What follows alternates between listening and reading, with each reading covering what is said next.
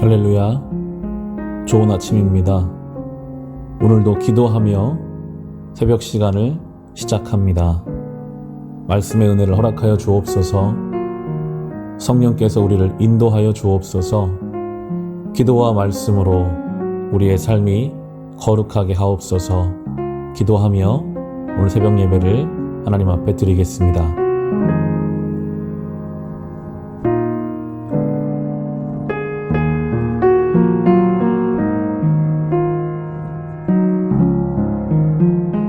성도 여러분 반갑습니다. 저는 태국 이산 지역에서 선교하고 있는 박태수 선교사라고 합니다. 오늘 아침에 나눌 하나님의 말씀은 출애굽기 3장 7절에서 10절까지의 말씀입니다. 제가 한번 봉독을 하겠습니다. 여호와께서 이르시되 내가 애굽에 있는 내 백성의 고통을 분명히 보고 그들이 그들의 감독자로 말미암아 부르짖음을 듣고 그 근심을 알고 내가 내려가서 그들을 애굽인의 손에서 건져내고 그들을 그 땅에서 인도하여 아름답고 광대한 땅, 젖과 꿀이 흐르는 땅, 곧 가나안 족속, 헷 족속, 아모리 족속, 브리스 족속, 히위 족속, 여보스 족속의 지방으로 데려가려 하노라.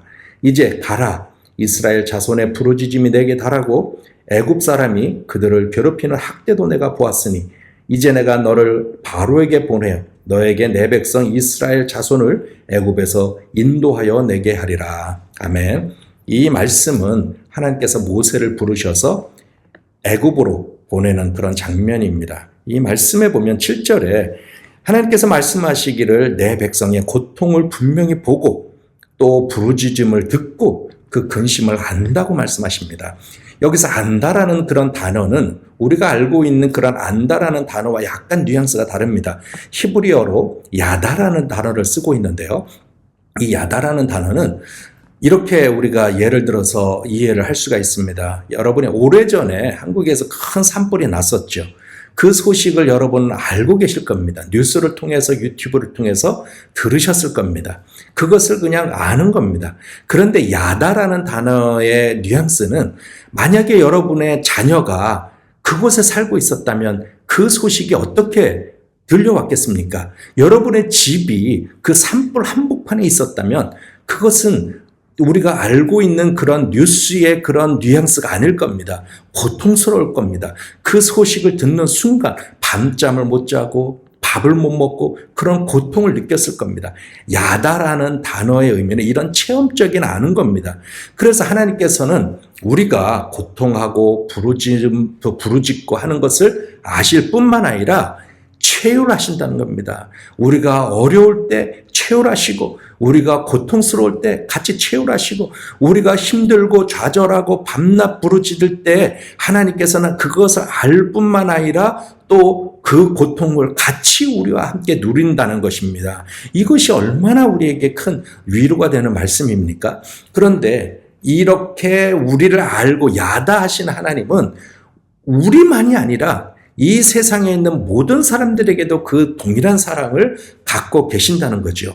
그 사랑은 이 세상에 있는 모든 사람들을 구원하기 위해서 그 아들 독생자를 십자가에 죽이기까지 하셨습니다. 그것이 하나님의 사랑입니다. 그래서 그 하나님의 사랑을 아는 것, 그리고 하나님께서는 그것을 우리에게 전하고 또 나누고 사람들에게 이것을 이야기하라고 말씀하십니다. 그래서 우리가 사람들을 대하는 아주 기본적인 자세와 마음가짐은 하나님의 이 야다, 이것을 우리가 갖는 겁니다. 하나님의 마음을 갖는 겁니다. 이웃들에게 또 세상 사람들에게 정말 그 고통을 같이 이해하고 그것을 같이 채우라는 그런 자세를 갖는 것이 우리의 신앙생활의 가장 기본이라고 저는 생각을 합니다. 저는 선교를 하면서 이곳에 와서 이 땅에 있는 사람들, 특별히 태국에 있는 사람들 관심도 없었고 제가 그렇게 오랫동안 사랑하거나 또 기도했거나 그런 사람들도 아니었습니다. 그런데 이곳에 왔을 때 정말 하나님께서는 이 하나님의 이 야다의 마음을 제게 주셨습니다.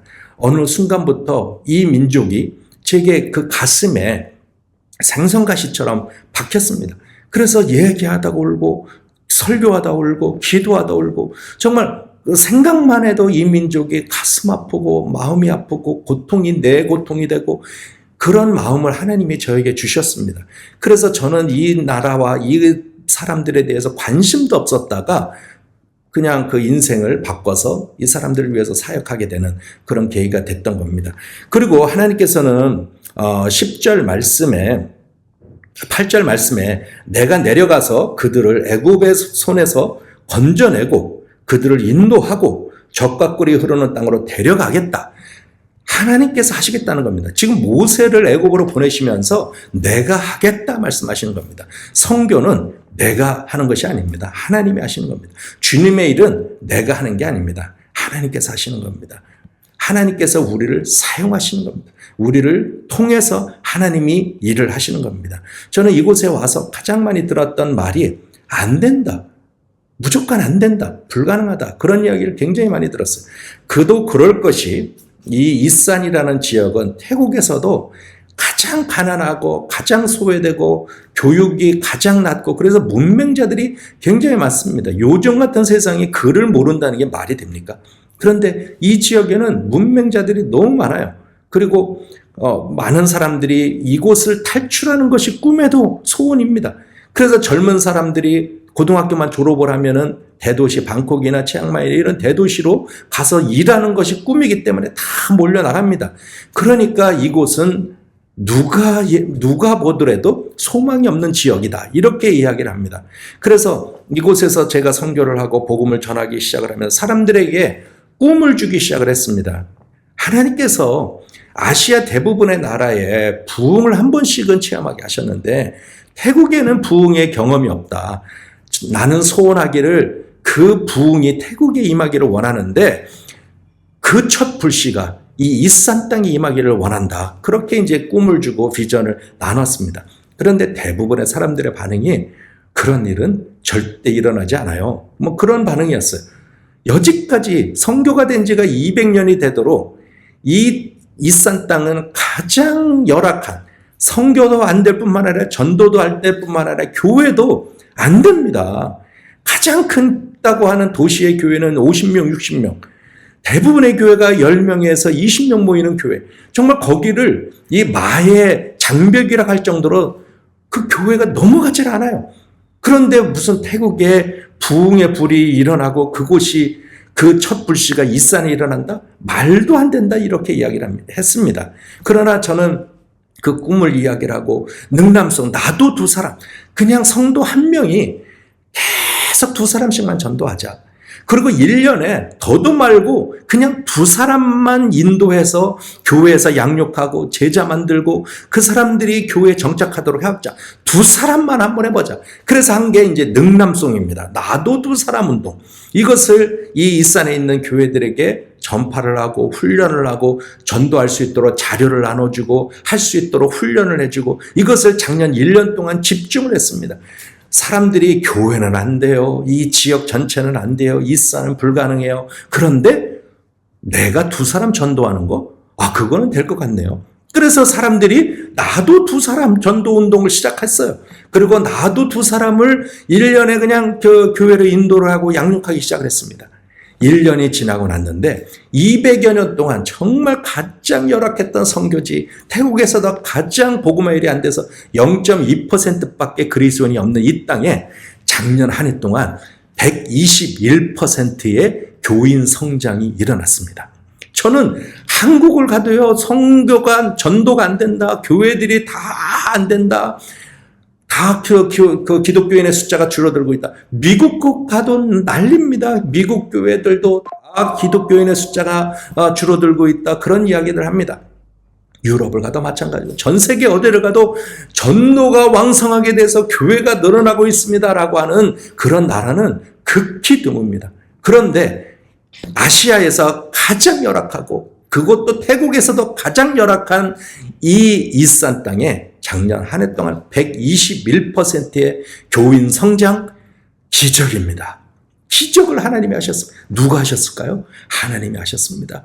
하나님이 사람들을 쓰셔서 하나님께서 그 일을 해가셨습니다.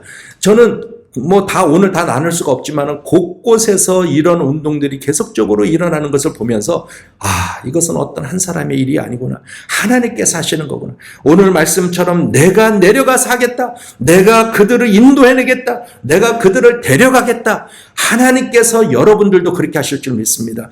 하나님이 여러분의 기도를, 여러분의 그 사역을, 여러분의 교회를 하나님이 하실 겁니다. 내가 하겠다. 말씀 약속하신 것처럼 그렇게 하십니다. 그런데 10절에 보니까 하나님께서 모세에게 말씀하시기를 이제 내가 너를 바로에게 보내요. 애굽에서 인도하여 내겠다. 아니, 하나님이 하시겠다며요. 하나님이 하신다며요. 하나님께서 다 이끌어 내겠다고 말씀하셔 놓고 왜 또 모세를 보내서 인도해 낸다는 겁니까? 이게 뭐예요?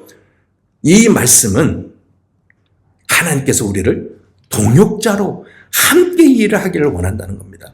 하나님께서 우리를 쓰셔서 하나님께서 이 일을 하겠다고 하시는 겁니다.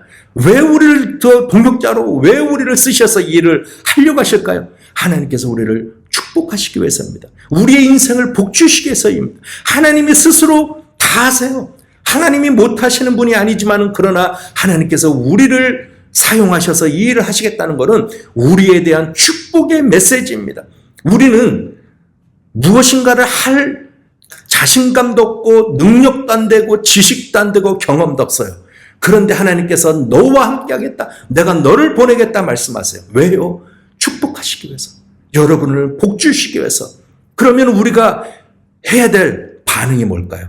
아멘입니다. 하나님께서 우리에게 가라 하면 아멘. 하나님께서는 우리의 힘과 에너지와 지식과 물질을 원하는 게 아니에요. 하나님께서는 우리의 순종만 원하시는 겁니다. 하나님께서 너에게, 여러분들에게 가라 하면 아멘, 순종하면 하나님이 하십니다. 우리가 교회에서 주님의 일을 할 때에도 아멘 하면 됩니다. 우리가 이웃을 만날 때에도 아멘 하면 됩니다. 하나님께서 우리에게 이 땅에 있는 모든 영혼들을 구원하고 전도하라 할 때 아멘 하면 됩니다. 하나님이 하십니다. 우리를 쓰셔서 그 일을 하실 줄 믿습니다. 저는 이 태국에 와서 정말 배웠던 정말 진리 중에 진리는 이 하나님이 하신다는 그 증거였습니다. 저는 지금까지 35년 이상을 선교지에서 사역을 하면서 하나님이 하셨다는 그 증거를 얼마나 많이 받겠습니까? 그러나 정말 이 땅에서 저는 은퇴를 하고 아무 계획도 없고 아무 자원도 없고 아무 후원자도 없고 아무런 사전 준비도 없이 그냥 와서 하나님이 하라고 하는 그 마음만 주셔서 순종을 했어요. 그런데 날마다 하나님이 하시는 것을 너무 체험해서 저는 다시 한번 하나님이 하신다는 그 증거를, 그 진리를 여기서 다시 한번 체험을 하고 있습니다. 그래서 저는 이곳에서 다시 새로운 선교사로, 신입 선교사로 사역하는 기분으로 사역을 하고 있습니다. 여러분들도 이런 은혜를 좀 누리셨으면 좋겠어요. 아멘 하면 됩니다. 저희들이 이곳 이산에서 지금 이 나도 두 사람 전도 운동을 하면서 이산에 있는 교회들이 굉장히 전도를 많이 하게 되었습니다. 이 사람들은 글을 모르기 때문에 전도를 못한다. 불구이기 때문에 전도를 못한다. 나는 날마다 밭에 나가서 일하는 농사를 짓는 사람이기 때문에 일을 못한다. 나는 이것 때문에 못하고 저것 때문에 100% 거의 100% 모든 성도들, 교인들 또 목회자들이 나는 안 된다, 나는 못한다라고 얘기를 했는데 지금은 대부분의 사람들이 이제는 할 수 있다라고 고백을 합니다. 그래서 저는 여러분들이 기도를 해주셔야 될 거는 이런 운동이, 이런 바람이 이 산에 있는 모든 교회 성도들에게 더 많이 퍼져서 전도 운동이 그야말로 산불처럼 정말 그 들불처럼 이 지역을 번지는 겁니다. 그리고 또 하나는 수도 없이 많은 사람들이 그렇게 전도를 했어요. 작년 한 해 동안 이산 지역에서만 4만 명 이상을 복음을 전했습니다. 4만 명, 그거 뭐 그럴 수 있을지 모르지만은 이 지역에 있는 그리스도인 전체 숫자가 4만 명입니다. 태국의 기독교 역사상 1년 동안 이렇게 많은 숫자를 전도했는지를 제가 통계와 모든 자를 다 조사를 해봤는데 없어요. 정말 기적 같은 숫자입니다. 그렇게 많은 전도를 했는데 문제는 많은 새신자들이 이곳에 교회로 연결되지가 않아요. 왜냐하면 이 사람들은 불교 문화권에 살았기 때문에 교회를 오면 너무 달라요. 여러분들이 불교 사찰을 가보세요. 얼마나 불편합니까? 이 사람들은 거꾸로 생각하면 마찬가지입니다. 그래서 우리가 올해는 제자와 그룹, 가정에서 모이는 제자와 그룹을 만들도록 훈련을 하고 있습니다. 그래서 가정에서 이분들이 기독교 공동체를 체험하게 만들고, 그리고 이분들이 성경을 알게 만들고, 그곳에서 하나님의 은혜를 체험하게 만들도록 올해는 집중적으로 그 사역을 하고 있습니다. 그래서 이것이 교회마다 정착을 좀 했으면 좋겠어요. 그래서 전도에 바람이 불고 각 가정마다 제자와 그룹이 생겨서 예수 믿는 사람들, 또 새로 믿은 사람들, 그리고 불신자들이 가정에 모여서 예수를 믿는 그 기독교 공동체를 체험하라고 그것에 적응을 하고 그 교회로 연결돼서, 그래서 그런 역사들이 일어난다면 저는 121%가 아니라 1000%의 기독교 성장률이 있어야 된다고 저는 믿습니다. 그런 일이 올해 일어날 것이라고 저는 믿습니다. 이것이 정착되도록, 그래서 제자와 그룹들이 곳곳마다, 교회마다, 마을마다 정착하는 그런 일이 일어날 수 있도록 여러분 좀 기도해 주시면 좋겠습니다. 그리고 한 가지 더는, 이번에 지역마다 이게 다니면서 교회들이 좀 더 성장하고 뿌리를 내리는 사역을 해야 되겠는데, 그러려면 교회 목회자들, 리더들이 정말 영적으로 성숙하고 성장하는 그런 기회가 좀 있어야 될 것 같습니다. 이곳에 있는 목회자, 리더들을 위해서도 여러분 꼭 좀 기도를 좀 해주시길 부탁을 드리겠습니다. 제가 기도하고 마치도록 하겠습니다. 하나님 아버지, 정말 우리를 사랑하시는 하나님, 우리를 알 뿐만 아니라 우리의 고통과 우리의 아픔과 우리의 사정을 다 채울하시는 하나님, 정말 그래서 우리가 그 하나님을 사랑하고 찬양하기를 원합니다. 그리고 이 사랑을 믿지 않는 사람들에게도 전하기를 원합니다. 하나님이 우리를 사용하여 주시옵소서. 세종교회를 사용하여 주시옵소서. 이 지역에 있는 수많은 사람들을 사용하여 주시옵소서. 하나님 아버지, 그리고 이 산 땅에, 이 산에 있는 모든 교회들, 이 산에 있는 많은 목회자들, 성도들 주님이 사용하여 주셔서 하나님 이곳에 성령의 바람, 부흥의 바람이, 전도의 바람이 일어날 수 있도록 인도하여 주시옵소서. 그래서 이곳에 정말 하나님이 살아계시다고 하는 증거가 나타나게 하여 주시옵소서. 감사하며 예수 그리스도의 이름으로 축복하며 기도합니다. 아멘. 감사합니다. 주신 말씀을 가지고, 개인의 기도 제목을 가지고, 교회를 위해서, 믿지 않는 가족과 친지들을 위해서, 아픈 하나들을 위해서, 나라 민족을 위해서, 또 선교지를 위해서 주시는 마음에 따라 함께 기도하며 오늘 예배를 마치겠습니다.